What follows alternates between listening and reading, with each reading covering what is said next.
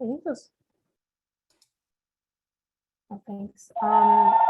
So it looks like Bob, Julie, and myself are the only committee members. Hopefully, Julia Gomez will be joining us shortly. I haven't heard otherwise from her. We're also missing Ramdot. Yeah. Okay. I know we do have a lot of things to cover today. Let me just give folks one more minute until we have 7:05 and then we'll get started.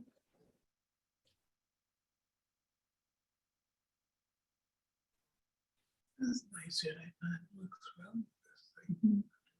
Well, I have Zoom on my iPad, but On your computer. now because I have waiting time for Google.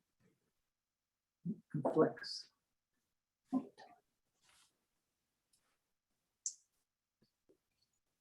Look at.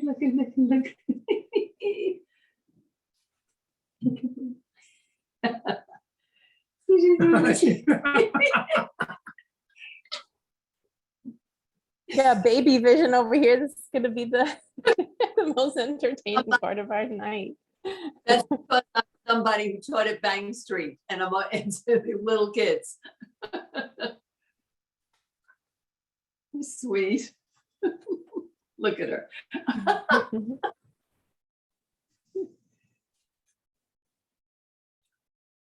Okay, so I see that we're recording already, so let's just get started. Good evening, everyone. I'm Margaret Della. It is March 3rd, and this is our monthly special committee on racial equity. We're really glad to have all of you here tonight. Great, I have Ramdot, who's joining us, who's a committee member, Bob Bender, and Julie Reyes, who is also a member of this special committee. We welcome everyone. Thank you so much to Rosemary and to David and Sylvia, who are also community board members. So thank you all for being here tonight. I think, you know, especially, right, I'm the host now, especially with what is going on in our world. I know many of us are deeply moved and upset and concerned about what's going on in Ukraine, the aggression by Russia's President Putin. You know, it's really set off a humanitarian crisis. There's been 1 million refugees in 7 days, and that's not even indicative of what else will transpire over the next several days, not only in Ukraine, but surrounding countries, especially those fleeing Russia. So I think the biggest concern, not only for the humanitarian crisis, but is the language used by Putin that has been anti-Semitic. It's also raised alarm bells for all of us who are concerned about populations, including Jews in Ukraine and throughout the world. There have been anti-Black movements in all of this turmoil where folks have been turned away at the border. I understand Ukraine has been addressing that, and they've been working with other surrounding countries to be sure that that's not happening or has stopped happening. We're also certainly concerned about LGBTQ communities in any country in turmoil, and all of the populations that we care so deeply about that are not only in harm's way globally, but sometimes can be in harm's way in our own city. I just wanted to take a reflection and pause there, and if anyone else would like to say anything.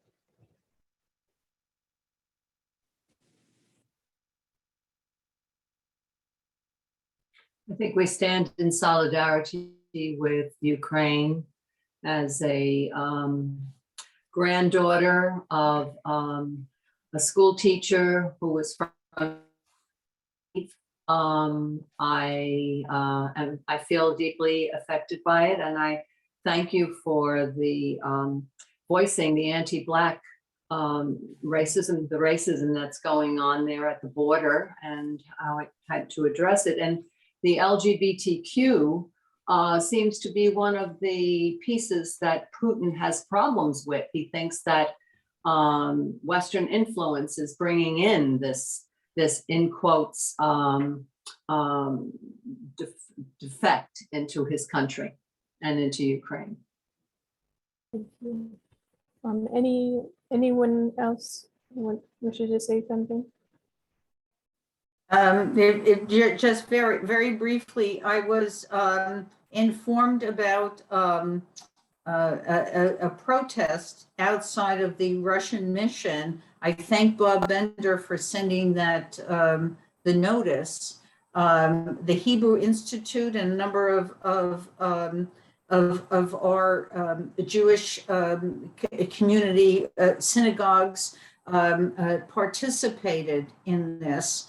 And I was struck standing outside of that Russian mission. And I looked up at the sign, 255th Street, and below it is a second name, and it's Nathan Sharansky. It's the second name for 255th Street on Mashalou Avenue. And I will confess, I forgot the bravery and the history of Nathan Sharansky, and I went home and looked it up. And one of the first things I came across is he was born in Ukraine. He was Ukrainian. And I just found it to be one of those moments in history where, that we as a community stood up for Nathan Sharansky, and he was a Ukrainian, and the street is named after him. And those of us stood there on Sunday on behalf of the Ukrainian country.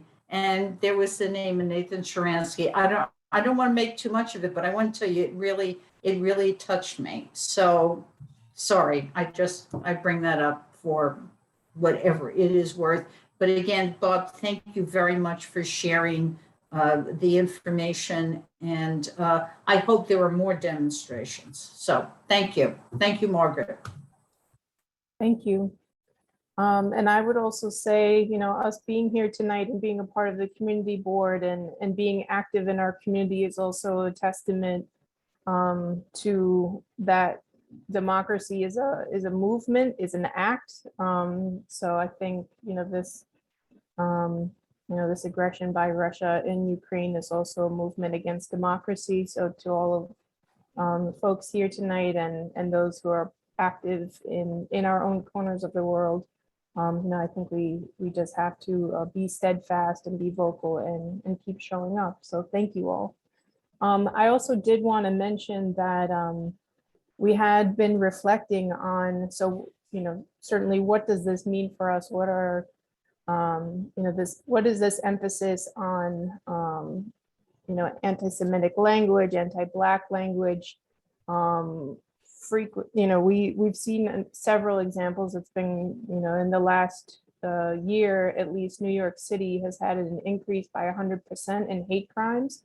I think we've seen some vandalism of local temples. We've seen graffiti that is anti-Black and anti-Semitic in our playgrounds, frequently over playgrounds, over elected officials, windows and materials, and showing up at elected offices in which people are comparing, public health measures to, sort of a fascist society, or to, sort of the inhumaneness of the Holocaust, and all sorts of propaganda and language like that. So it is very concerning for what it is that we're doing in our community, and certainly however people can take impact and take action in supporting Ukraine. But what can we be doing in our own community where we're seeing some parallels between, the language that's used across the Atlantic, well, certainly across the globe, but in what ways are we going to be taking action here? And what thoughts do we have on mitigating violence in our own community that is deeply connected to hate? And I do see the Councilmember Dinowitz is here tonight, and so if you'd like to say anything, we welcome that as well. I'll just pause there for a moment, Councilmember. Hello, everybody. I hope you're all having a nice evening. I just joined. I know you're talking about, I heard Margaret talking about Ukraine. I'll tell you in the council, in the next stated meeting, and this is all happening very quickly because the situation is unfolding quickly, where I'm co-sponsoring 2 resolutions in the city council. One is condemning the actions of Russia, the Russian government rather, and the other is in support of the Ukrainian people. And some of the language that I'm looking to include is condemning Putin's justification by talking about Nazification of Ukraine. So in the city council, we're trying to take steps to make our position known, speak out in solidarity with them, in condemning Russia as well, the Russian government rather. Many people attended the rally outside the Russian mission on Sunday. Since that time, a booth, it looks like a security booth, popped up outside the Russian mission. I looked into it. That is an NYPD booth. So if you go by there, I don't think it's labeled as such, but you should all, I asked them to label it. You should all know that that is an NYPD booth. There's nothing to worry about in terms of Russian government setting anything up, which is some of the concerns that were presented to me. So we have problems abroad. Obviously, it's having a deep impact on us at home. For those of us who are very empathetic, but of course for our Ukrainian neighbors who are really feeling this. I don't know if this came up, but I'm sure all of you have heard by now, where there's been racist and anti-Semitic graffiti over the past. Yeah, over the past few weeks. Our community is not new to hateful acts like this. It was less than a year ago when someone was smashing the windows at different synagogues. So we had a press conference with the borough president, with Assemblymember Dinowitz, with other community leaders about those incidents. So one, to stand up and say this is unacceptable in our community, but it's not enough to say something. We have to do something. So I'm convening a group of different leaders throughout the community. That's this coming Monday. Different lay and religious leaders and school leaders, because my view, and I think the overwhelming view of a lot of the people who take this seriously in the community, is, look, the hate crimes unit at the NYPD is investigating these particular incidents, but we have to do better for our kids to make sure they understand the impact of these words, to understand how to work together. And what we're looking to do is create these long-term solutions, right? Not just, this isn't a photo op such as meet and talk about how bad racism and anti-Semitism is. The goal is to really develop something that can actually work, and to bring as many people to the table as possible. I'm also a member of the budget negotiation team. So as a member of that team, I am going to be advocating for an increase in funding for the hate crimes initiatives in our city, particularly since hate crimes are on the rise. We see this all over. We see it most notably in violent acts, especially against the Asian American community. That's, I think, the most pronounced. But what we don't see as much are what I call them violent. They're not physically violent, but when you draw a swastika or draw the N-word or the F word, words we don't even want to say, symbols we don't want to recopy. To me, that's violence. So I'm going to be advocating for more funding for that, as well as proposing legislation that helps ensure that we're all informed about not just violent acts of hate, not just physically violent acts of hate, but non-physical violent acts of hate. our goal is to create a community-driven solutions to address acts of hate, to build bridges and understand between communities. So I am looking to do that both through the budget, through legislation, and through local working groups and education. Council member, has there also been legislation or a movement at the council to emphasize hate and violence taken against the Asian American population, Asian and Pacific Yeah, American yes. population? Mhm. Yes. I think it was the mayor. I don't know if it was this mayor or the previous mayor set up a specific task force for Asian hate crimes. And I want to make something clear that it's always difficult to talk about this because if you don't mention a group, I think people assume it's to the exclusion of that group. I specifically mentioned race and Judaism and Jewish religion because that's what our community experienced recently. But nothing is to the exclusion of every group. I think it's important to recognize that hate is bad. Hate for who you are, how you were born, what you believe is bad all over. And there's certain things that unify those messages. But each group, as you noted with the Asian American community, they're facing, I think, the steepest rise in hate crimes. The Jewish community, I think, we face the plurality of hate crimes, certainly the most in my council district. And these, and the hate crimes initiative budget, at least, the funding is for ideally culturally responsive education and culturally sensitive responses to any incidents, and again, to that bridge building.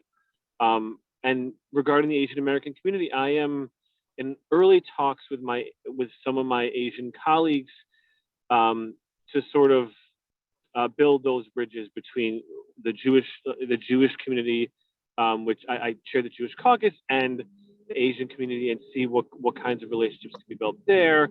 And that is not to the exclusion of the Black community, of the LGBTQ community, of the Muslim community, right? These are all inclusive, but also recognizing that sometimes the uniqueness of different cultures and backgrounds and everything like that. Thank you. I would I also like to wanted to just- mention I that. want to make, Sorry, Jackie, just one quick thing. I also just wanted to share that, action is being taken, in addition to what the council member is saying, is that there's also the NYPD hate crimes dashboard where you can go and see the frequency of assaults or criminal behavior against different individuals. And so this information gives certainly sort of how hate crimes have been reported, or sort of the intent behind it. And it also gives incidents by police precincts that you can review here. Certainly it's concerning to us that we have this dark blue section here in the northwest Bronx where we reside. So certainly, this is a good resource for people to see what are some of the top concerns for our communities. Yeah, you'll notice on that site, and I'm familiar with that site because about a month ago I held a roundtable on anti-Semitism. And by the way, anyone here who's on my email list would have received these resources, but we had the roundtable and subsequently sent out a list of resources, including that one. One of the things you'll notice on that website is that it tells you where the crime happened, the nature of the crime, and if an arrest was made. But what it doesn't tell you is after an arrest is made, what the result of that arrest was. Was someone, was there a guilty plea? Is someone getting counseling, or is that person in jail? There's no follow-up to that. And so that was also one of the things I'm looking into to include in that dashboard and to make as public as is legally possible. Thank you. Okay, Jackie, the wonderful Jackie Fisher, do you have something for the council member or you have a new topic? No, I'm circling back to Ukraine. Okay, great. And the only comment I have on our local incidents is I'm very surprised there's no cameras like in a playground or something. I'm assuming there aren't, since we have no way of identifying who may have done what, but I would think with small kids being a playground. Is that a capital request that you have, Jackie? Pardon? Is that a capital request that you have? I don't know, but Okay. I think Yes. with kids around and yeah. Yeah. Capital Anyway, requests are due soon. All right, Jackie, we'll put it on the list. Thank you. oh, For Eric knows I have my list. that. Oh, Yeah. I believe it. Anyway, I would feel remiss in not mentioning this, although it's very disappointing. But especially in this particular community, this particular committee, what it stands for. What with Ukraine, I don't know how many people are aware, but it's been in the Wall Street Journal, the New York Times, Time Magazine.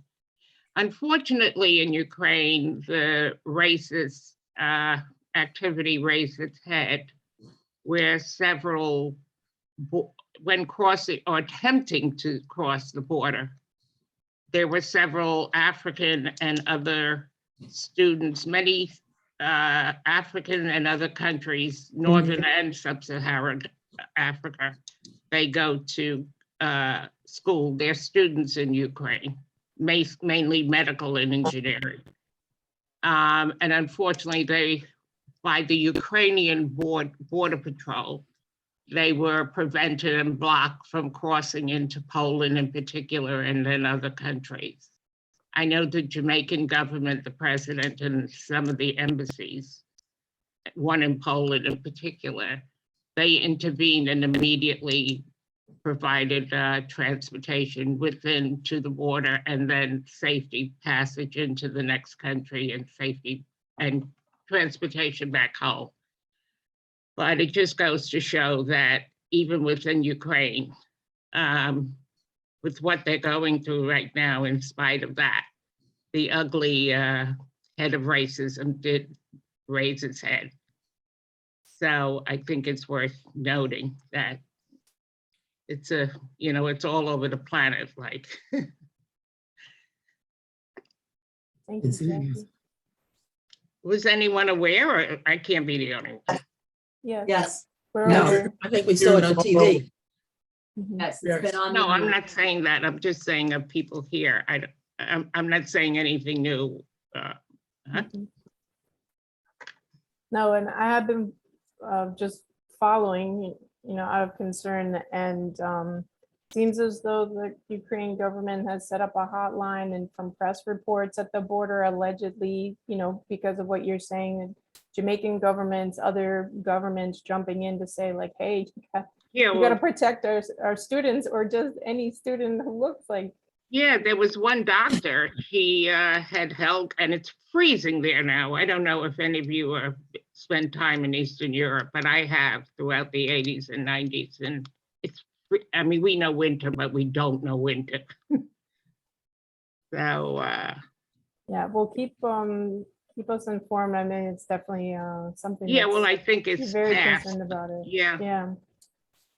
Okay. Well, thank you, everyone. Any other comments? Steph, excuse me, I saw your hand up. Yeah, I just want to, this may have been sent around in the council members newsletter. So also, hi, everyone. There's actually a grant that's available by the Office to Prevent Hate Crimes, or Hate Crime Prevention Office. And it's up to $20,000. It's for community-based organizations to do innovative projects around hate crime. So Margaret, I can send you that link. I see the chat is disabled. But there, if you go to, I think it's nyc.gov/stop hate, there are a lot of good resources that are available. There's also an interagency city government group that I know works really well together, collaborating to figure out different strategies and engage communities in um, violence prevention and also supporting communities that are victims of crime. So it's just like a good resource to be aware of. Thank you for that. Okay, any other comments before we move on? Excuse me, may I ask about the grant? When is this grant available, or when is the deadline for applying for it? And is this a possibility for us to do some community work here around the Undoing Racism? I'm not familiar with how, what the grant is actually, what the deadline is. Yeah, it looks like the deadline to apply or to submit a proposal is through June 1st, but the project needs to be completed by June 30th. And I don't know the specifics on the payment process, but I imagine because it's a city project, you probably have to front the cost and be reimbursed. So that's just something to be aware of. It's not necessarily a grant that you would get money up front to do projects on. So, and in terms of the eligibility, it seems like community groups, I don't know legally how community boards work with applying for city resources like this. So, but I can send the link to Margaret and perhaps we share it around. Yeah, that's great. I think Margaret, this is, I apologize for interrupting, but our speaker is in the waiting room. And I hope you're the host. I am. Okay. So you mentioned Speaker Bob. Did you want to introduce?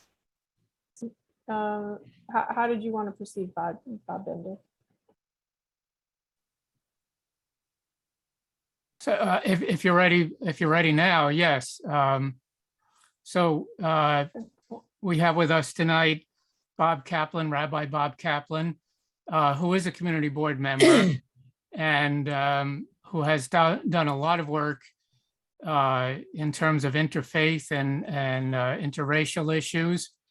And we asked him to speak tonight, particularly because of the recent outburst of racist language that we've been discussing tonight that we have seen in our playgrounds over the last few weeks.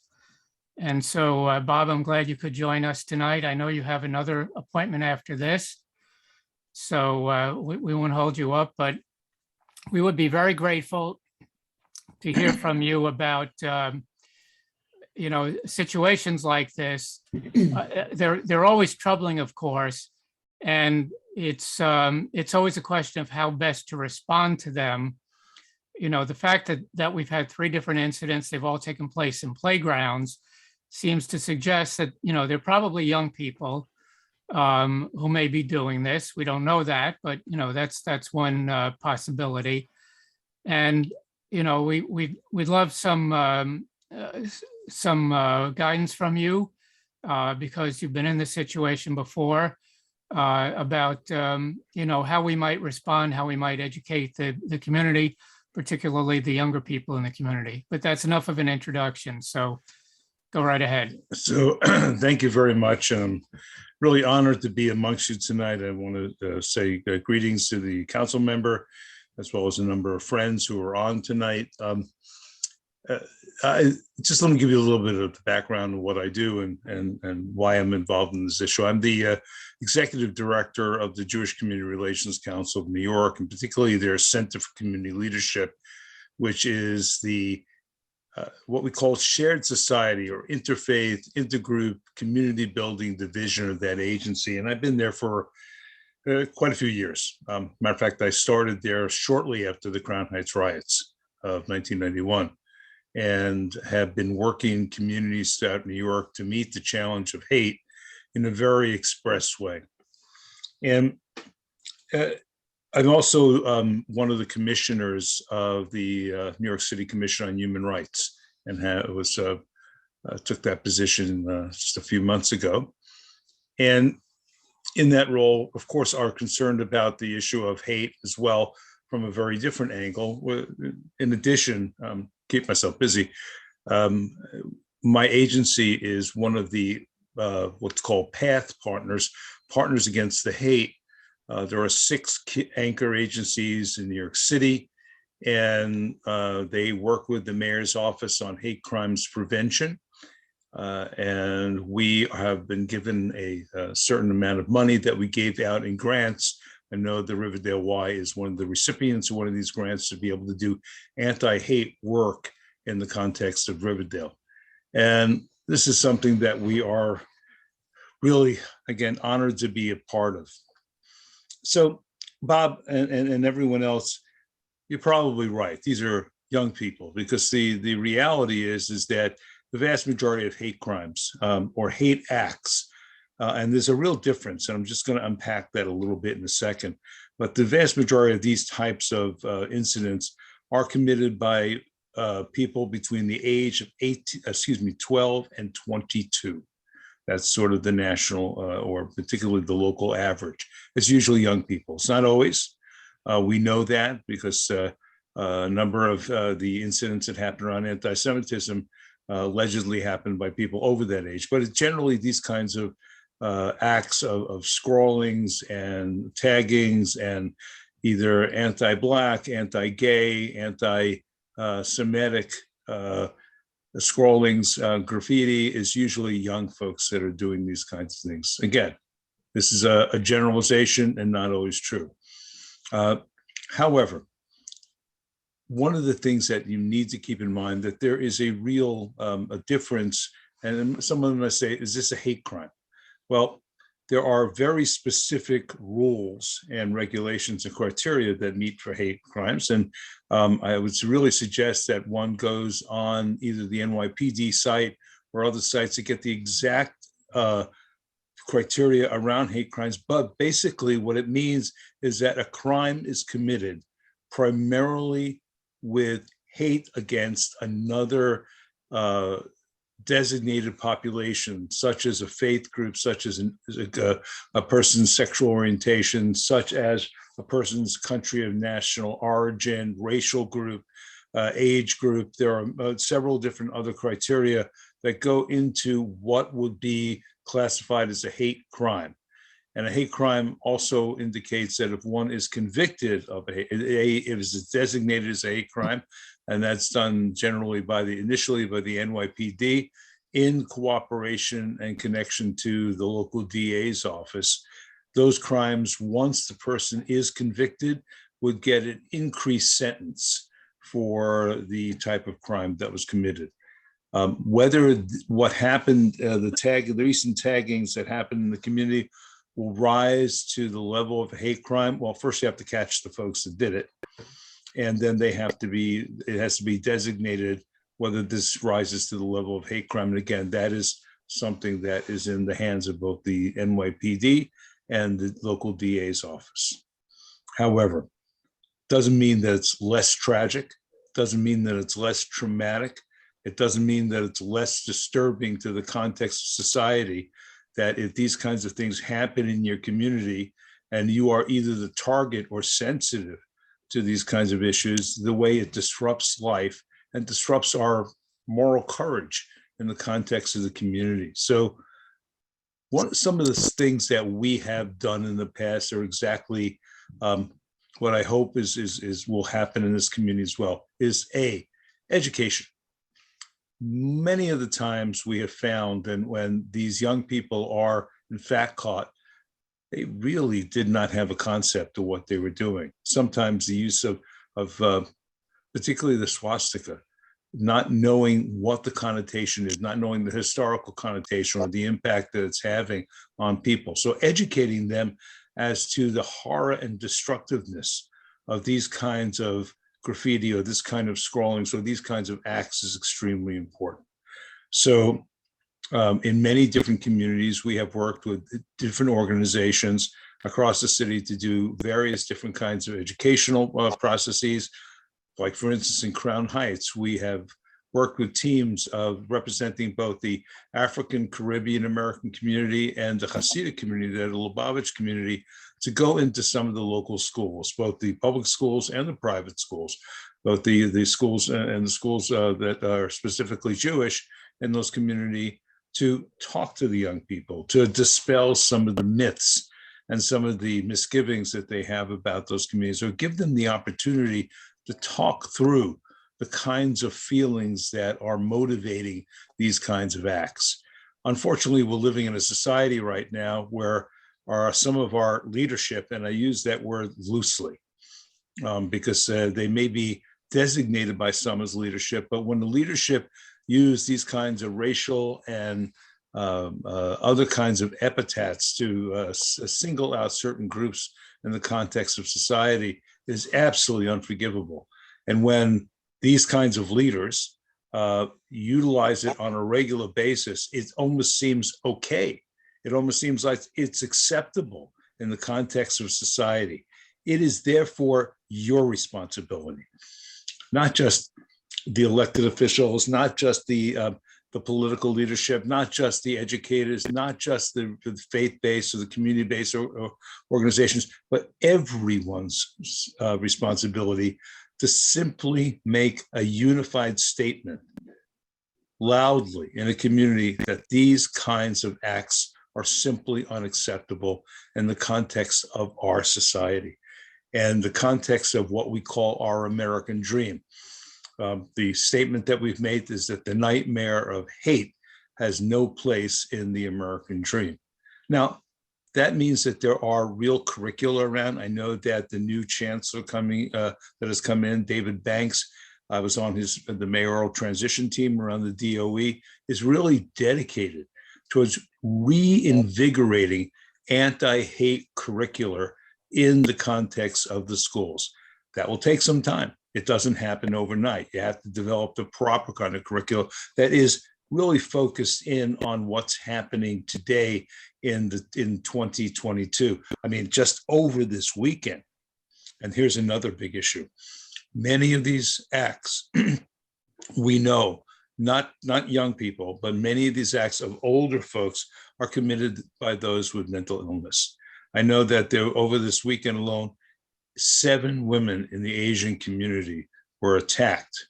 I believe it was on Sunday. All traveling from Midtown to Lower Manhattan, women between, I believe, the ages of 17 to in their late 50s, just because they were Asian, on the streets being attacked and being hit and punched in the face by one individual. And thank God that individual was arrested.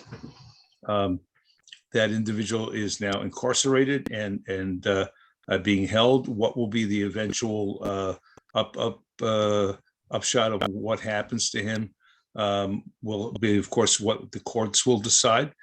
However, one could only imagine that there is mental health issues involved in this. And we know that in many of these cases, particularly the more violent ones, that there are real mental health issues involved in these things.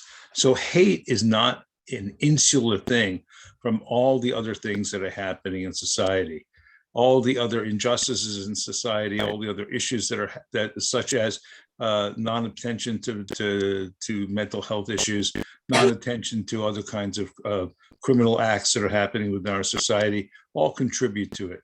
So it is a very complex issue that need to be met in a complex way. And it is a long-term fix for a long-term problem.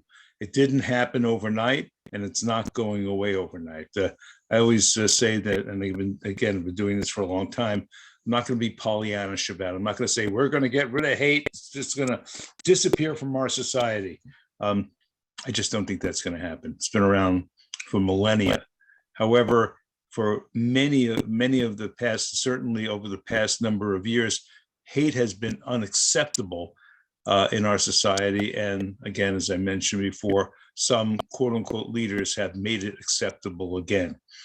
And it's our job as leaders in a community, particularly those of you who are in the community board, and of course our elected officials and other faith leaders and other leaders, to work together to be able to do as much as they possibly can. So again, educating youth is extremely important. We have had a youth program that my agency has run since 9/11 called Youth Bridge. And we are now in the process of speaking to people to create Youth Bridge is a citywide program. It trains high school students, 11th and 12th graders in core skills to be able to solve problems together and see the other in society as an asset rather than a problem. We're looking to turn to others to be able to bring in boot camp styles of Youth Bridge around the city for high school kids, but you got to start a lot younger. And those kinds of things need to be instituted both from the community, but certainly from the DOE. And we're working with I know that the councilman is working with the Department of Education on these issues as well. Another thing that we recently instituted as a PATH partner, again, with the mayor's office on hate crimes prevention, we created a fellowship in Brooklyn. Brooklyn has some of the highest rates of hate crimes in the city and hate incidents in the city. And we created a fellowship where we identified 18 true influencers. So that's the new terminology, influencers or leaders in society, people who have influence over large numbers of people. They are going through a 5-month boot camp to learn core skills to be able to fight hate together. They're being given the opportunity to travel to sites where hate has reared its ugly head in Brooklyn. They are being given the opportunity to travel together to Washington, D.C. to visit some sites there where hate has been designated and codified, such as the African Museum of Culture and such as the Holocaust Museum. Our job is to make sure that they have the skills, and we've developed a very sharp curriculum to be able to meet this challenge. However, the most important thing is forming a cadre, a cohort of leaders that know each other and trust each other so that they can effectively work together. They can look at the causes of hate within their own communities and understand it isn't one community's responsibility, it's every community's responsibility to be able to effectively work together. And that's a really important message because often, well, I'll give you an example. In 2019, there was one, according to the NYPD, one hate crime committed against the Asian community. By the way, there was probably more. There's probably more. And one of the biggest problems with hate crimes citywide is that they are wholly underreported. The Jewish community has a long history of reporting hate crimes. Hence, there are more anti-Semitic hate crimes reported than any other hate crime. But ask the NYPD, ask anyone, we know that there are literally dozens and dozens and dozens of hate crimes being committed against other communities that are simply not coming forward and reporting them to the police. We have to be able to get people to be able to do that. And that's one of the jobs of these PATH partners, is to be able to work with their communities. So there's a PATH partner in the Muslim community, in the Black community, in the LGBTQI community, in the Asian community. And they are working with their partners as well in the communities to get more people to report these crimes.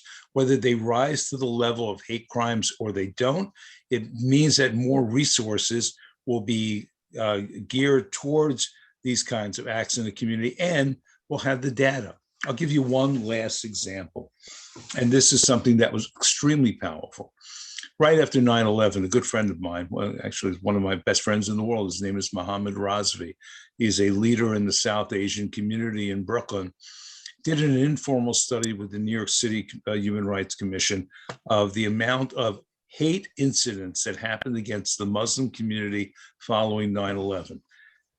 There were over 1,100 incidents in a 6-month period of time documented. According to this study that he did, there was less than a handful of actual reported hate crimes against the Muslim community to the NYPD. So what was our response? Our response was to, in cooperation with the NYPD, with community-based organizations that had trust of the community and experts in the field of hate, to go into these communities and do community trainings on what constitutes a hate crime, how do you report a hate crime, and why should you report a hate crime. Now, if the police had done it on their own, some people might have looked the other way. If the experts had done it on their own, some of the people might have looked the other way. And if some of the trusted community leaders had done it on their own, more would have listened, but they wouldn't have had the raw data and facts. It's only by working together and taking every aspect of society to meet this horrific challenge that is going on right now, are we going to be able to really do the kinds of changes that are necessary.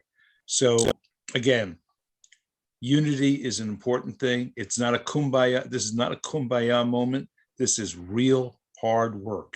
This is making some very hard decisions about the utilization of resources to do trainings and teachings in the community. This is making sure that leaders are dedicated to this. And I'm going to leave one last piece, and this has been really essential. It's making sure we have the resources in a community that's having real problems to bring on professionals, have someone wake up in the morning and say, this is my problem to deal with. Because all of us want to deal with it and we all get sidetracked. When we have formed a coalition, when we have formed a fellowship, when we have formed activities in a community, by getting someone to really do the organizing in a community and seeing it as their job, we have been successful. So I'll end it with this. Remember, I said I started close to 30 years ago after the riots in Crown Heights. And last summer, I'm going to use this word, celebrated the 30th anniversary of those riots. So you might say, how do you celebrate a riot? We celebrated because there's still racism in the community. There's still anti-Semitism in that community. There's still poverty in that community. There's still problems in that community. As a matter of fact, they got more problems now because Crown Heights is one of the fastest gentrifying communities in New York City. However, all those tensions have not, risen or boiled over into a riot in 30 years. We celebrated the victory of people learning how to work together and meet the challenges of a conflictual society that is consistently in change. So if there's any questions, I'd be more than happy to address them. Thank you. Let's have Sylvia and then Bob Bender. I just wanted to share with the committee, a number of the speakers have spoken about education. I'm the chair of the Education, Libraries, and Cultural Affairs Committee of Community Board 8. And a couple of months ago, one of my members of the committee spoke to me about a program that Manhattan College had on the Holocaust. They have a very large department that deals with that. And after seeing the video that this gentleman, Roger Grunwald, has done, he's a Bronx person, but now lives in California. He has done a one-act kind of thing on the Holocaust because his mother and aunt were in concentration camps during the World War II, and they survived. And he made a promise to his mother that he would never give up teaching other people about the Holocaust and the horror of the whole thing. I saw the video, and a few months ago, the committee started to speak about having him here. Last year, he was at, just to mention a school that you can identify with, is Brooklyn Tech. He has been, as I say, all over the country. He usually charges, he's doing it for nothing. I've spoken to 368, which is down the hill, the high school. And also today I spoke to the principal of RKA, which is part of 141. And both principals are very anxious to see the video, which we have sent them, and to have this presented in their social studies high school classes. There is a state curriculum of World War II, and they do also cover the Holocaust. But it was my feeling that if you have a live person talking about it, it is more identifiable than just a one page or 1 week of speaking about it in a classroom. The program really also involves what is going on in the world today, like a while ago with George Floyd. That was part of it. The children are of many different backgrounds, but they many of them have experienced racism, and they can identify with this. I've read some reports, and it seems to be very good that the students really get it, and they might not feel like that once, before they see this situation, this act, but afterwards they do identify with it. So I'm very happy that now that unfortunately the situation has gotten worse in our community, but this is in the works and it is going to happen. And I just want to share that the education is going to be done. I'm not saying this is the end all. There are many other things that need to be done also, but it's a small contribution that we can make. So thank you, Sylvia. If I can just respond, Sure. I sit on the board of the Holocaust, Genocide, and Interfaith Studies Department in Manhattan College, headed by Manaz Afridi, who's a remarkable educator. And you're right, you guys are extremely lucky that you have that particular resource right in your community, higher education resource that has done incredible studies. But remember, the name says Holocaust, Genocide, and Interfaith. We have to be responsive. Now, my wife is a second-generation Holocaust survivor. We are all very extremely responsive to the messages of the Holocaust. But I think, Sylvia, you said it yourself. If we don't insert the issues and the trauma that many of the people have undergone because of racism and the other issues of hate, which is now percolating through our society, students will understand one piece of it, but hate is a complex issue. We can find the commonality between hate. We need to be able to speak to people about how hate affects them, and then to create the linkage between the effect upon them and the effect upon the other, and lend dignity to each and every, and have them understand that every person in the world deserves, it's a God-given right to have the same level of dignity given to them. So thank you. I would like to second that, because I believe there should be that intersectionality. I'm Bernadette Anand. I have been an educator for over 50 years. I've been trained in Seeking Educational Equity and Diversity, the National SEED organization, and led community groups around diversity and conversations across all different groups of people, and have done that also within schools. I do think that that is a most important piece right now, that we can talk to each other about the kinds of divisions that occur between and among all the different groups. And unless we do that, and we take that perspective and we have that kind of range of people and perspectives, we're not really going to get at the core issues that divide, because if it isn't one group, another group is going to come and be targeted. And it depends on what's going to happen. I do think education, yes. Perhaps maybe we should get to teachers. There's a kind of workshop, a week-long workshop that teachers can attend from schools, where they send 2 teachers from a school to the National Seed Seminar. They get trained in how to lead their own groups when they go back to the schools and get more teachers involved, because the more that it happens that way, because conversations in classrooms start to divide, things in halls start to divide.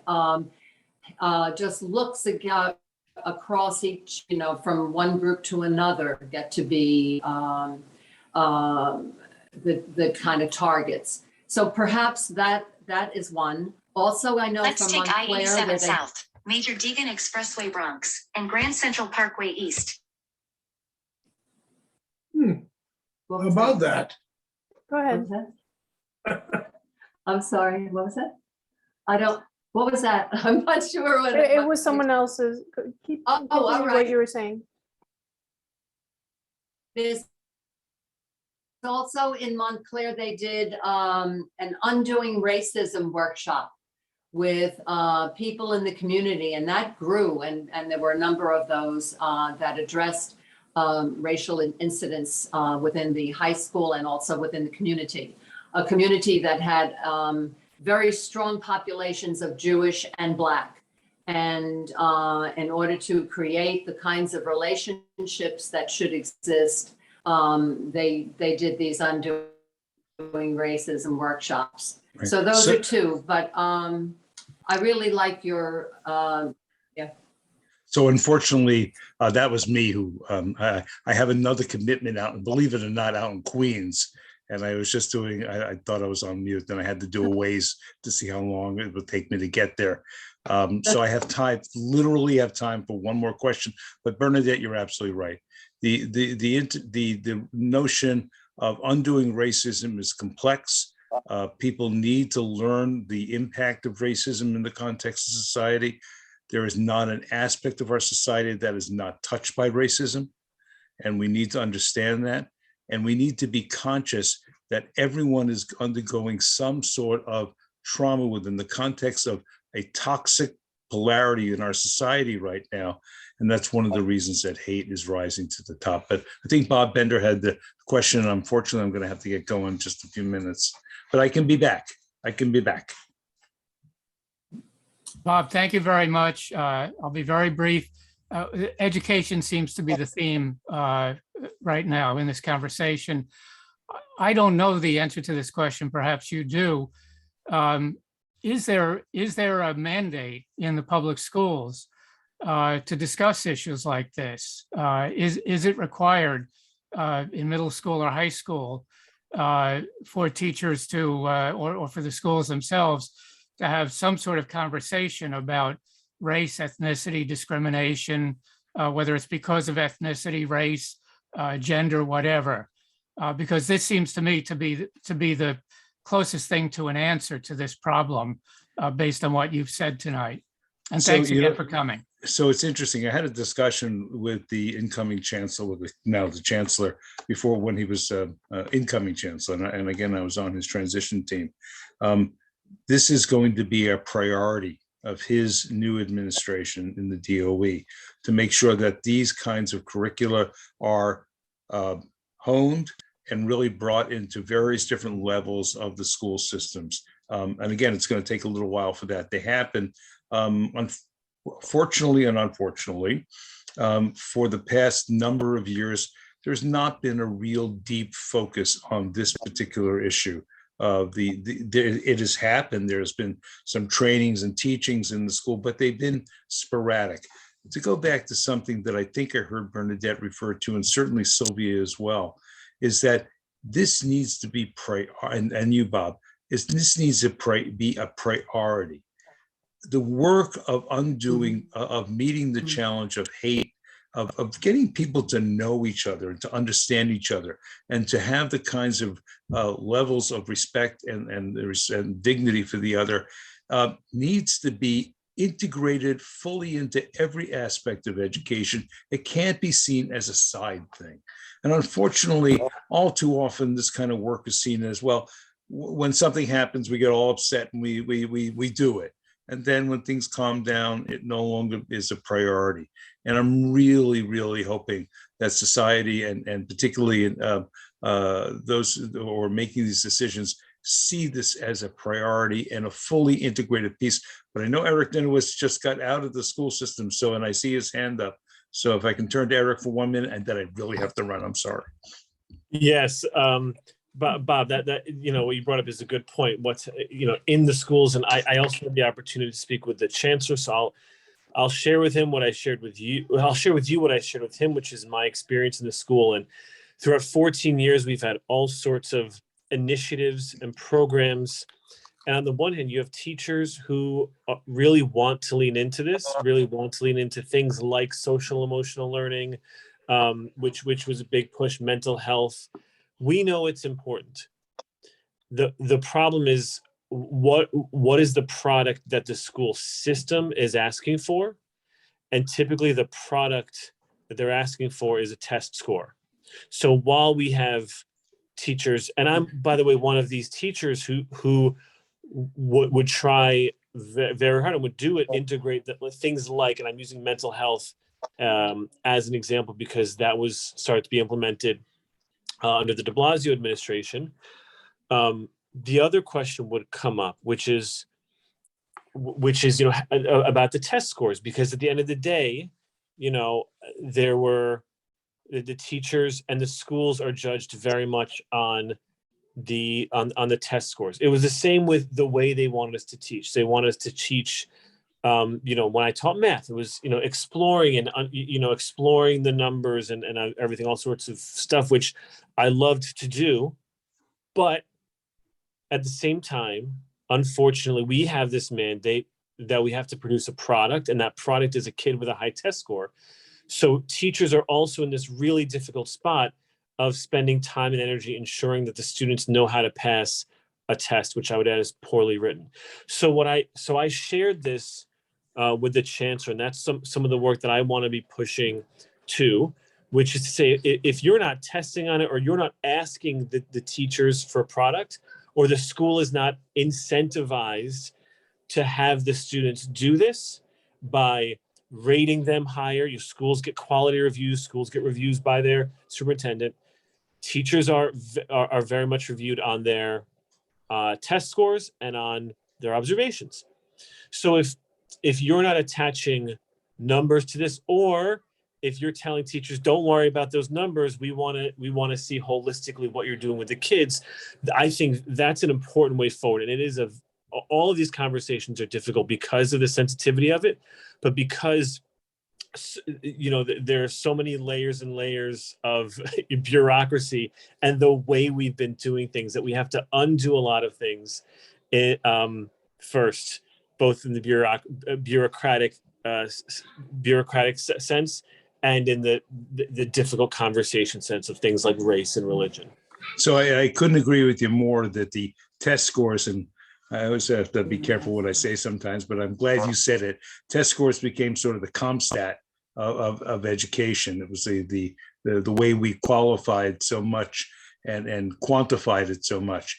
I want to give one last example, and just to lift up what the council member said. For many, many years in some of the coalition work that we did in New York, and that's one of the ways that we got people to learn how to work with each other, did a lot of work around healthcare. And healthcare, we focused on the issue of cultural competency. Cultural competency was always considered an unfunded mandate. In other words, it was nice, it was important, but it wasn't as prioritized. Well, when Health and Human Services and then New York State DOH codified cultural competency in healthcare as one of the deliverables that was built into them being certified through the Joint Commission. In other words, they had to do it, or they wouldn't get their licensing, and they had to build it into the system, or they wouldn't get their licensing. Guess what the hospitals began to do?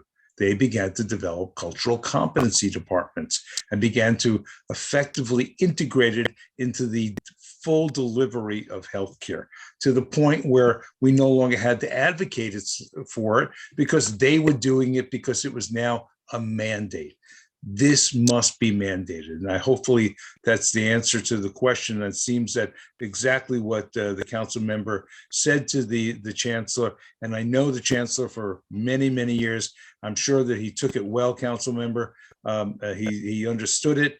And as you said, it's going to take a little while to undo the culture, but we will get there. We will get there only if we work together. And we're vociferous. And to quote one of my main teachers in the world, Congress member Greg Meeks, we got to be consistent and persistent in this work. And only by doing that are we going to get to the other side. So thank you all very much. And I got to run out the Queens because I'm going to have a whole other group of people not being very happy with me.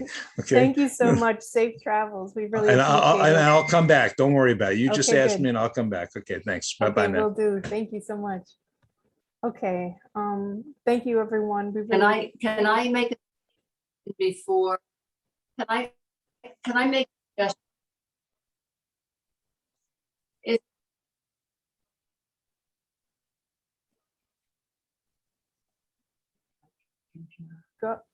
Go ahead. No, can hear you. He signed off. Oh, he signed up. I can. I was wondering if we could do something very quickly.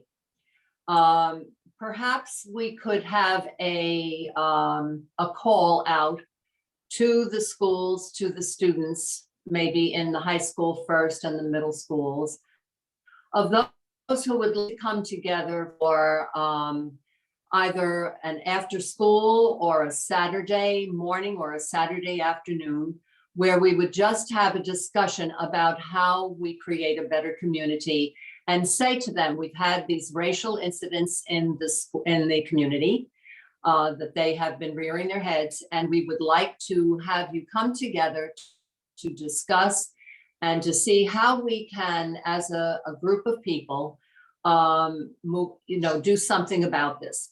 And I've seen this happen in a number of schools where you can just, if a lot of kids come, you can set them up into groups and you can group them and reporting back. I think it would be a wonderful start because there are kids who know about this, who want to be leaders, who want to come forth. And if we give them the space and the opportunity to do so, soon, we can then decide from those reports back from the groups, we can then see what kind of an action plan we can move ahead with. Okay. But if we think it's education, let's go back to the kids and say to them, come together. We're having a meeting. It's a community meeting to deal with the racial incidents that have been occurring. And if you are interested in working together on this, we invite you to come, and we have some food for them. That always attracts. Yeah, it's unfortunate that Julia Gomez, who is the chair of the youth department, isn't here tonight. I'll certainly follow up with her, but all of her youth meetings are working with schools and community organizations. And certainly Sylvia Alexander, who's the head of the education committee, is here tonight. So perhaps Sylvia and Julia can follow up on your recommendation. I want to get to Steph and then Matt, and then I do want to move on to our next topic. I was And then just going to Jackie. say, Go ahead. yeah, I know of another city-funded opportunity. They're giving out micro grants to 501c3s to do this type of work, to work with communities and have conversations. If you're familiar with NYC Speaks, I think it's nycspeaks.org. I think you do have to be a 501c3, and there are grants up to $20,000, but it's a tiered structure. So if you have a 501c3 status in your neighborhood, you can sign up to get funding to help run community conversations like that. Great, thank you. Nice. Matt?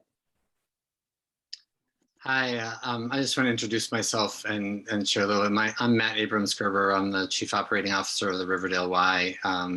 Also happen to be a neighbor of Bob's. And so it's nice to be here tonight, and I appreciate this conversation. And it's one that we at the Y have been having for a while and have been are working closely with Councilmember Dinowitz and his office and with Bob Kaplan. And I will say that in some of the conversations we've had, Bernadette, to your note or your comment, there is actually stuff being done at RKA, student-led work around anti-hate stuff. And one of the things that we're going to be fleshing out next week with them is, how do they take the lead on some of it? Because the teens are incredibly creative. And when it comes from them, they can go even further. So it's exciting to know that there's some stuff, there's action happening, and we are excited to be one of the partners to support some of those efforts and efforts of others around the community to try to continue to put out an anti-hate message and approach, and really try to build and strengthen our community. So just wanted to let you know that they're doing some of that stuff, and we're involved in that stuff too, and look forward to working with this committee to continue to strengthen our wonderful Riverdale community. So thank you for all that you are all doing. Thank you. Jackie?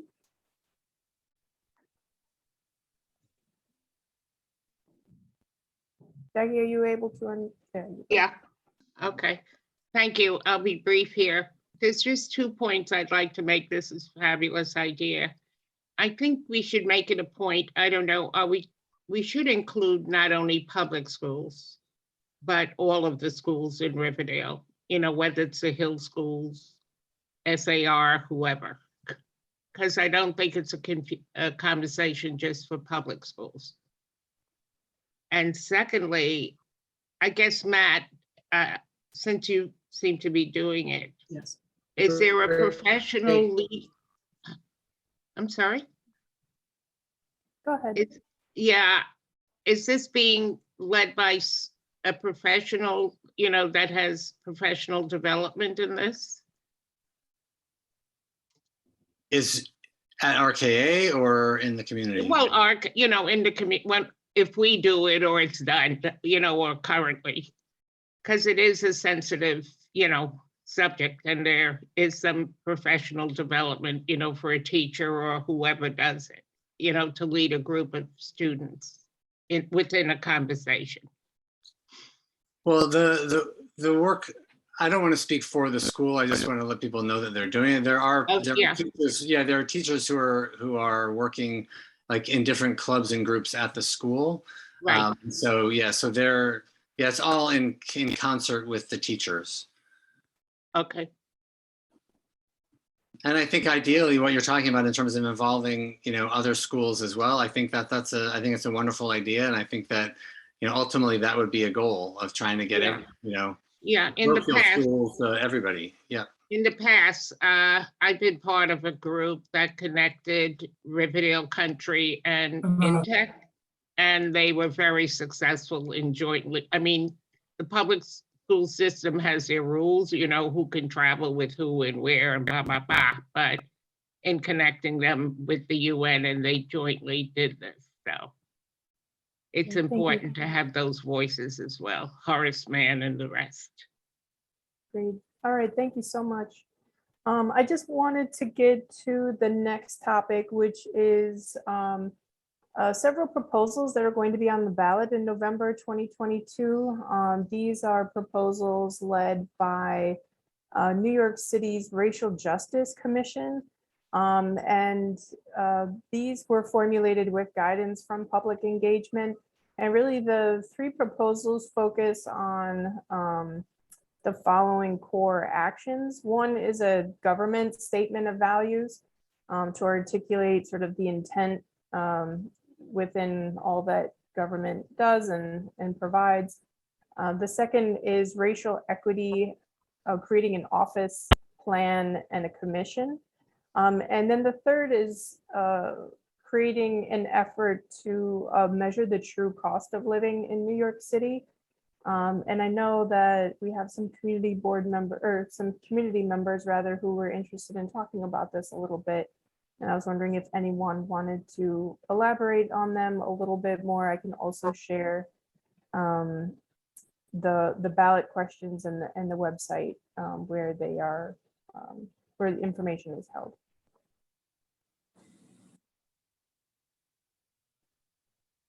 I will show very quickly. This is Racial Justice Commission. Thank you to Rosemary who put this on our radar. And again, here are the 3 ballot questions. So it would be an amendment to the New York City Charter. You can read here the amendment. Steph, go ahead. I'll let you jump in here. Yeah, so this is the press release. If you go to nyc.gov/racial justice, it's the commission's website. So hi, everyone. I am Steph Halpin. I'm going to be really speaking as a member of this community. I was born in Norwood. I grew up in Woodlawn, and now I live in South Riverdale. So born and raised in the neighborhood, and in my day job, I work for the Racial Justice Commission. So I'm pretty familiar with these proposals. But tonight I'm just going to be talking to you as in my personal capacity. So there are 3 proposals. They are intended to foundationally change the city charter. And the purpose of them is to begin dismantling structural racism. So there is a statement of values to guide government. That's the first proposal. And essentially what that is adding a preamble, the current New York City Charter. And if you're unfamiliar with what the charter is, I know I was actually, when I first started with the commission, I wasn't fully aware of the power and the authority that it has over everything that we do in the city. But the commission is simultaneously a charter revision commission. So these proposals will be on the ballot November 8th at the general election. They'll be on the back. So you'll flip them over. I'm going to tell you my personal capacity. I will be voting yes to all 3 of them. And I encourage all of you to learn more about them and, use your voice and make your voice heard. But these are all intended to, again, begin the process of dismantling structural racism in the charter. So this second proposal is one of the biggest things, I think, throughout the process, the public engagement process that the commission went through.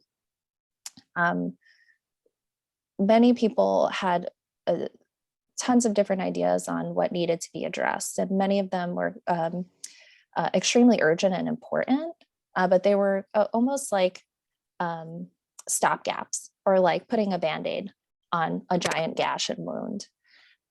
So what each of these proposals are, intended to do is to get to the root cause of the problem. So this one here, this Racial Equity Office Plan and Commission, this is like a really powerful way to hold government accountable to racial equity. So you can see, this is the question. It's long. We tried to make it as short as possible.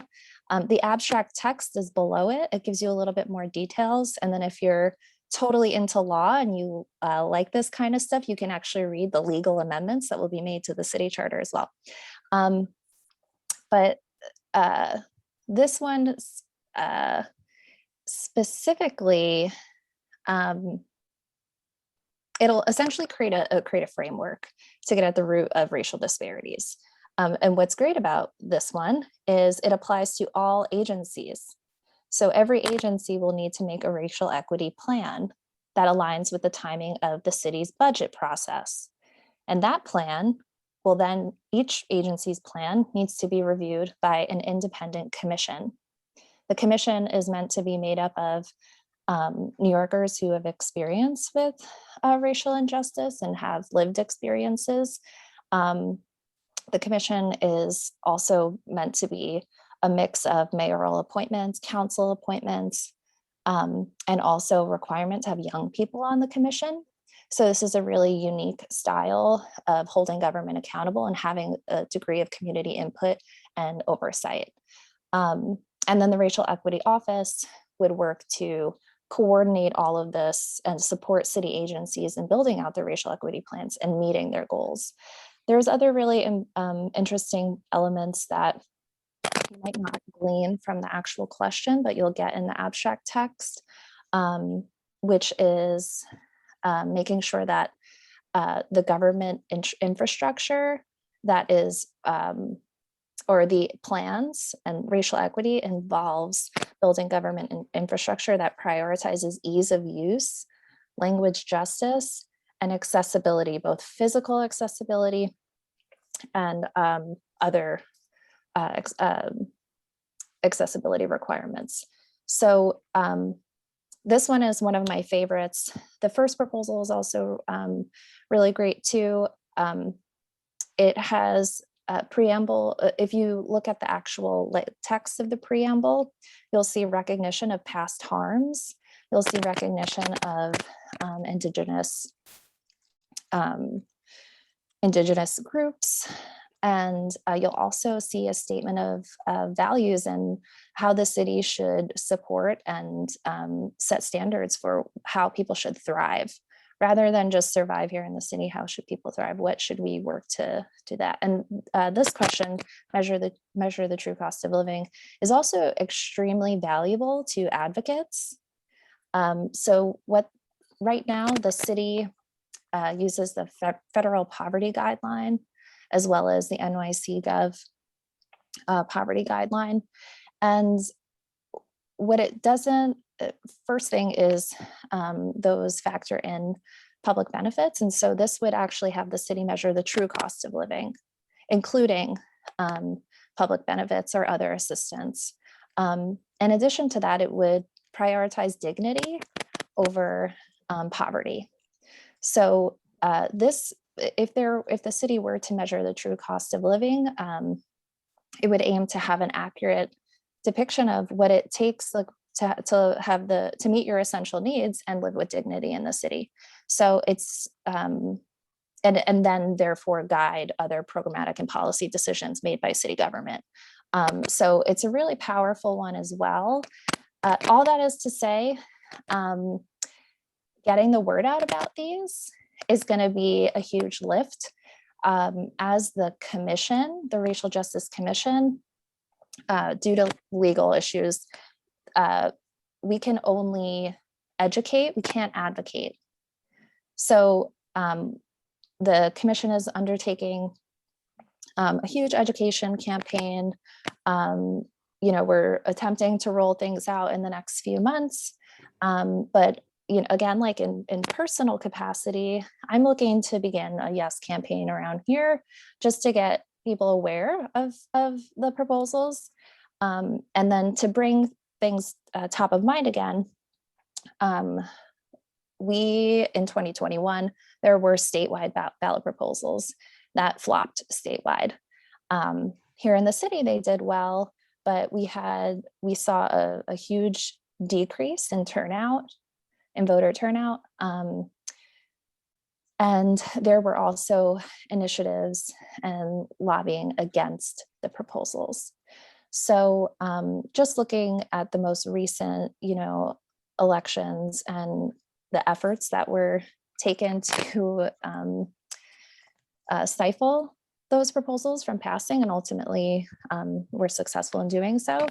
I personally am concerned about that. And so I'm hoping to, again, work with different community groups and, in my personal capacity, be available to, share information, work through details and things like that. So I'll kind of pause there. There's tons of information online, and there will be more just basic education information to come as well. So yeah, thanks.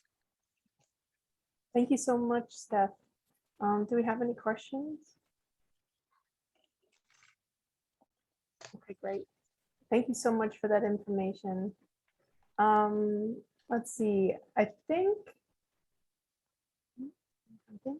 we're going to next move on to old business. And I just wanted to touch base with some of the special committee on racial equity committee members. We do have some action items or recommendations that we had to do a little bit of homework while between today and our previous meeting. So I just wanted to check in with some of you all, with Ramda, with Bob, with Julie, and I think those are the only committee members here tonight.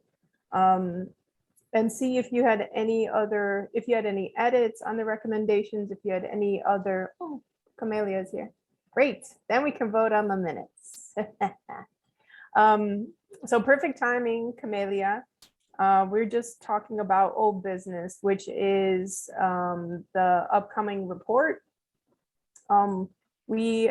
Last we spoke, there were a couple of recommendations that came out of the initial SPRE report in January of 2021.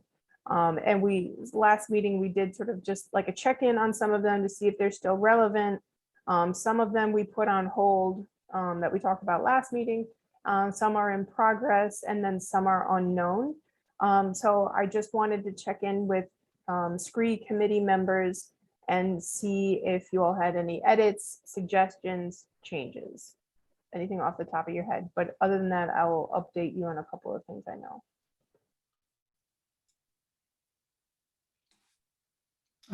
Margaret, the only item I have is, you and I exchanged emails about this, is the community organizations. The community board maintains a list of community organizations, and it's terribly out of date and incomplete. And so I've begun a dialogue with the community board office to see if we can update it.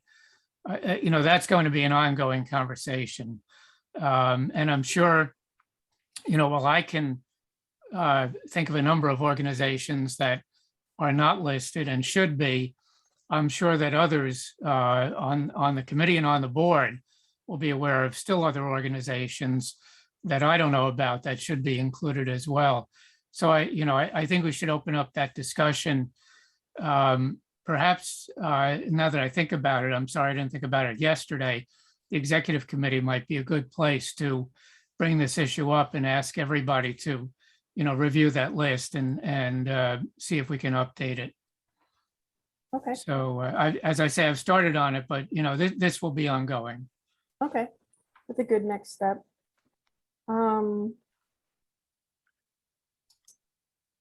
I think there are two things that are sort of on hold. One is that we did modify the language on one of the recommendations, provide resources on topics to advance racial equity of discussion on standing committees.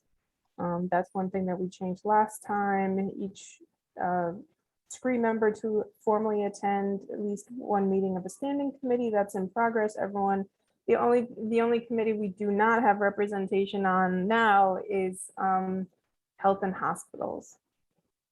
So I don't know if anyone stands to have the capacity to go to another meeting. Their agenda is always amazing. Omar does an incredible job. So I think it would be an enjoyable meeting to go to, but nonetheless, it's a time commitment. So that is something that I just wanted to put on folks' radars. But that's sort of a gap for us right now. Just because the order that I see you in, Ramdat and then Camelia. I'll defer to Camelia because my point is on another topic of all business. Okay. Yes, thanks, Ramdat, and big apologies to the entire committee. I was only able to join due to a work event. I was just being able to join now, but as you all know me by now, this is really the agenda point that is burning me the most. I think how to say, I'm fully supporting Bob's suggestion in terms of additions, but I also think we should definitely pursue our conversation from last meeting, which was referring to the report as something that has a fixed component part and sort of a component that will sort of change from year to year. And specifically this year, I think we have a lot of substantive material that will be both sort of on the positive side, but also in areas of concern. And I do think this deserves sort of a wider conversation, because I would love to, again, the report that we have now on the website is the report from October of 2020, I believe. And this is no longer, how to say, I don't know, it's time to have a version 2. And as much as we can push it in the context of this year, let's please gather and do our best to do something. No, nothing will ever be perfect, but some updates, substantive updates are necessary. And I would love to, yeah, just one more point, if I may. This is a Community Board 8 specific report.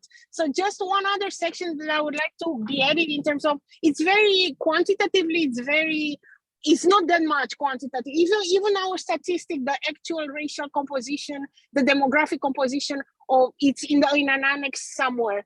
But I would also like to put there the Community Board 8 membership's own demographics based on the formal reports that the Bronx Borough President issues that year. I think that's also informative as a way to show sort of the ability of Community Board 8 to align with representing the community. Of course, the numbers will be slightly different, but I think that is relevant to have there, both in terms in demographics, but also, again, as we follow this from year to year, that report is a reliable government source that should also be translated and be included as quantitative data in our report. So just wanted to kind of bring this up for further follow-up. Thank you. Okay. In terms of the report, we did mention that the interim report, we'd like to have it to present to the board in May 2022.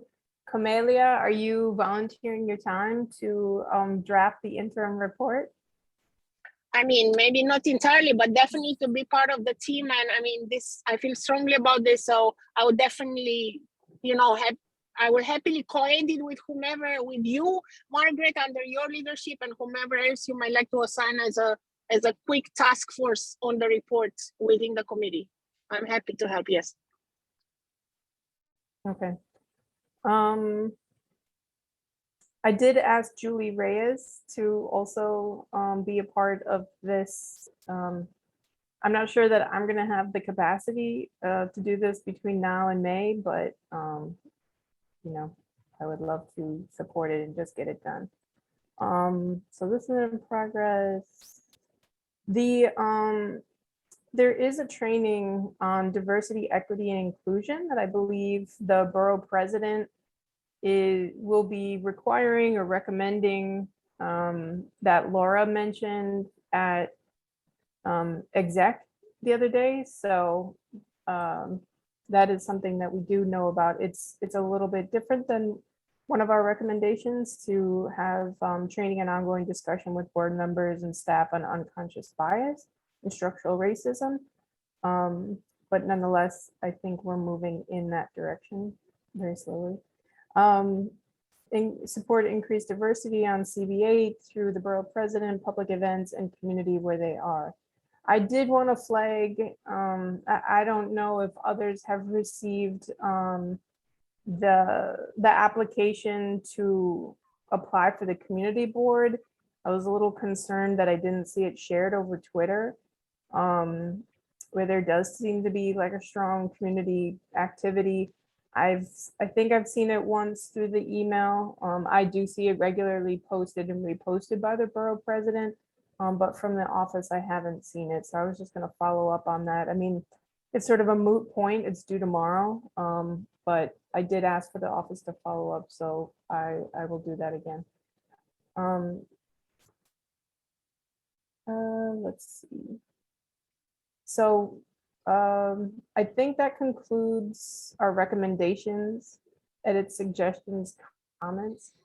Ramdat, did you have something that you want to speak to regarding recommendations or something else entirely? Hey, Margaret, thank you so much. This is regarding the census work that we were going to work on. So we decided to put it on hold because the city is rolling out its own equitable development data tool. And there is a training on Saturday, which the board office did forward around that email to us. There was a training on Tuesday, Thursday with today, and the last one's on Saturday at 10 a.m. I can reshare it with this group, the link to sign up if you didn't get it. So we're interested to see what this tool will do for our board. And I think it may encompass a lot of information that we were looking to do. with the census tract anyway. So instead of, having us do a lot of the grunt work, we'll see what the city rolls out with this equitable development data tool.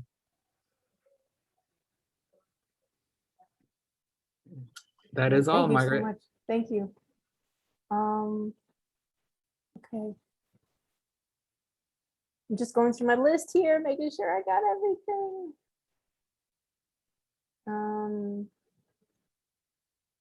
Great. So the last thing that I want to touch on and just confirm, I'm not sure if this is old business or new business or sort of has a foot in both camps, but budget requests. I know at the housing committee, at the aging committees, we did specifically talk about budget requests that are that have an intent on advancing racial equity. I just wanted to check in with others. Bob Fanuzzi just sent me a couple of bullet points. If that's something that I think everyone reading the environment and sanitation minutes knows how I guess aggressive ENS is on taking on some of these issues that are focused on equity and making sure that there is environmental justice in our neighborhoods. So they have their foot on the accelerator.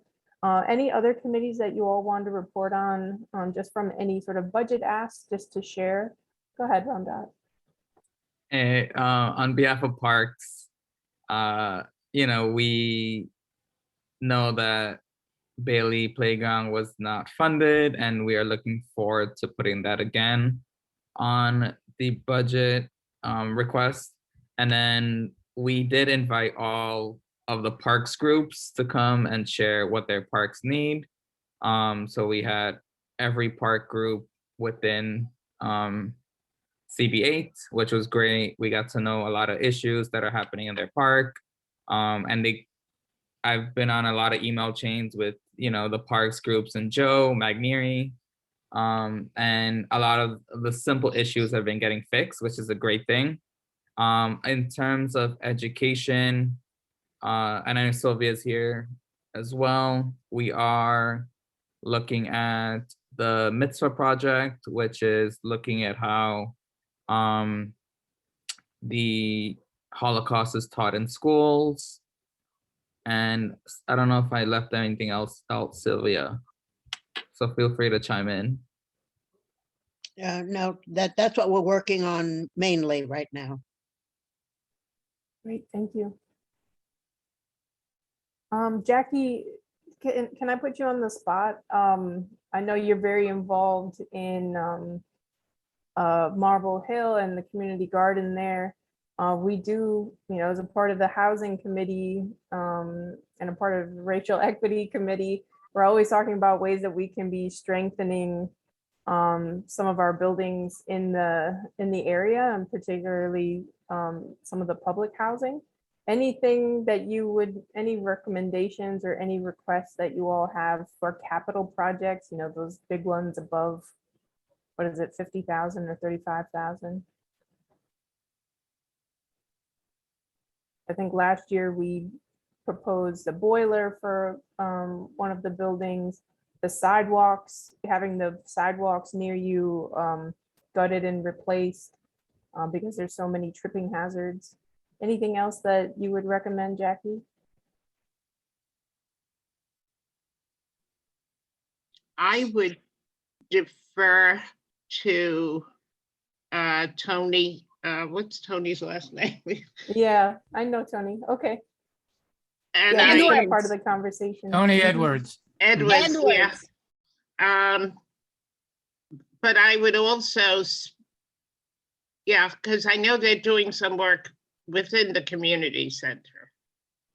I don't know if it was Adonis or someone that allotted that money, but I will think of it and get back to you, Okay, sounds but I good. will speak with some of the gardeners because they have a better understanding of what's needed. I know they're working on heating and stuff.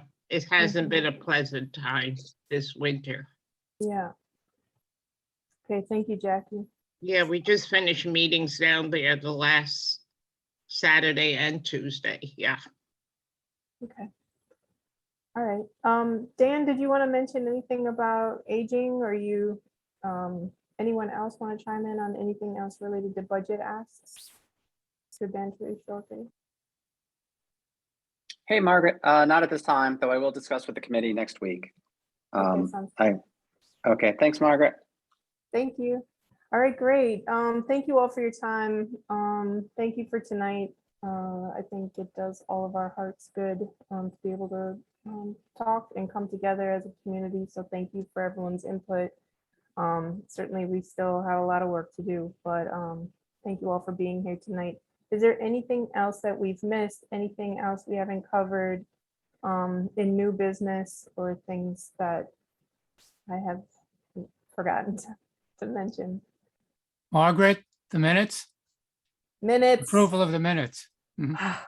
Thank you, Bob. Holy smokes. I would have been so upset. All right, so can I have a motion to approve the February 22 minutes? Motion to Motion. approve the minutes. Thank you. Second. Thank you. Wonderful. Thank you so much, Bob. Okay, anything else? I bid you all adieu. Be safe. Take care of each other. Have a good night. Motion to Bye-bye. adjourn. Motion to adjourn. Thank you. Thank you. Good Good night. All right, meeting, take Margaret. care. Thank you. Thank you all. Thank you, Good night, Margaret. y'all. Thanks. Good night, night. everybody. Take care.